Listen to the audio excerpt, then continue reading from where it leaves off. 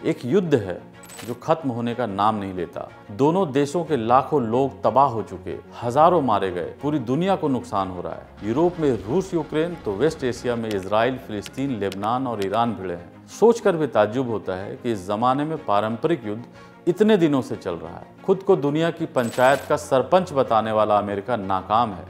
सरपंचों की महापंचायत यूएन नाकाम है। पुतिन की हेकड़ी निकल गई है। चीन की अर्थव्यवस्था और मंशा पर से दुनिया का भरोसा उठ रहा है। ऐसे में भारत ने अपने कंधों पर बीड़ा उठाया है। लेकिन सवाल यह है कि भारत की बात कोई क्यों मानेगा। इसकी वजह है भारत का इतिहास और भारत का भविष्य। भारत एक सर्वमान्य ग्लोबल पावर बन सकता है। इसके बड़े ठोस कारण हैं।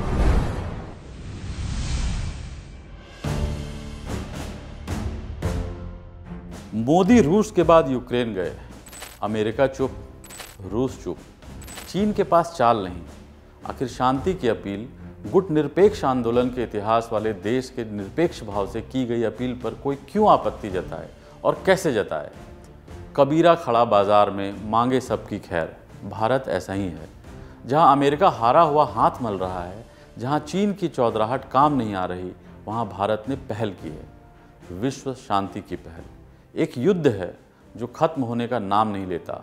दोनों देशों के लाखों लोग तबाह हो चुके, हजारों मारे गए, पूरी दुनिया को नुकसान हो रहा है। भूख, गरीबी, अर्थव्यवस्थाएं अस्थिर।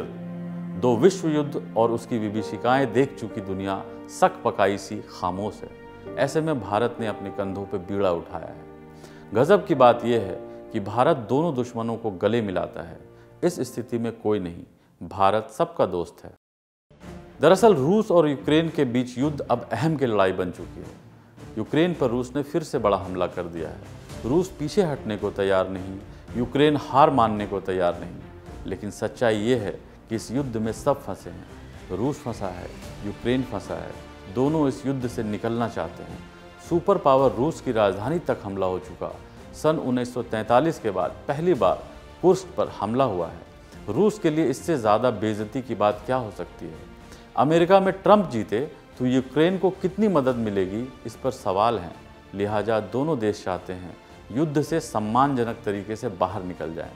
ऐसे में पीएम मोदी ने पुतिन और जेलेंस्की का हाथ पकड़ा है और उन्हें सही रास्ता दिखाने की कोशिश की है। कुछ अच्छे संकेत मिले हैं। कीव में भारतीय पत्रकारों से यूक्रेन के राष्ट्रपति जेलेंस्की ने बताया कि उन्होंने प्रधानमंत्री मोदी से कहा है कि शांति शिखर सम्मेलन की मेजबानी भारत में की जा सकती है। I perfectly support, and I told this to Prime Minister Modi, and we could have the Global Peace Summit in India. ये बड़ी बात है। जिनेवा या लंदन नहीं, अब दिल्ली की बात हो रही है। अगर ये कोशिश कामयाब रही तो भारत एक ग्लोबल प्लेयर नहीं, ग्लोबल पावर बनकर उभरेगा। इस कोशिश के कामयाब होने की संभावना बनती है क्योंकि ये न सिर्फ रूस यूक्रेन की ज़रूरत है, बल्कि दुनिया को इस शांति की सख्त ज़रूरत है। वैसे ये अकेला युद्ध नहीं है। यूरोप में रूस यूक्रेन तो वेस्ट एशिया में इजराइल, फिलिस्तीन, लेबनान और ईरान भिड़े हैं। सोचकर भी ताज्जुब होता है कि इस ज़माने में पारंपरिक युद्ध इतने दिनों से चल रहा है। खुद को दुनिया की पंचायत का सरपंच बताने वाला अमेरिका नाकाम है। सरपंचों की महापंचायत यूएन नाकाम है। वेस्ट एशिया में भी भारत की ऐसी ही स्थिति है कि वो सारे दुश्मनों से बात कर सकता है। इजराइल उसका हमराज है, फिलिस्तीन से उसे हमदर्दी है। ईरान और भारत आर्थिक और सांस्कृतिक दोनों मोर्चों पर हम कदम है। सवाल यह है कि भारत की बात कोई क्यों मानेगा। इसकी वजह है भारत का इतिहास और भारत का भविष्य। भारत एक सर्वमान्य ग्लोबल पावर बन सकता है। इसके बड़े ठोस कारण हैं। आज से 71 साल पहले कोरियाई युद्ध में भारत ऐसी भूमिका निभा चुका है। जब चीन, रूस और अमेरिका कोरिया की ज़मीन पर उलझे थे तो भारत ने शांति की पहल की और यूएन ने उसे स्वीकार किया।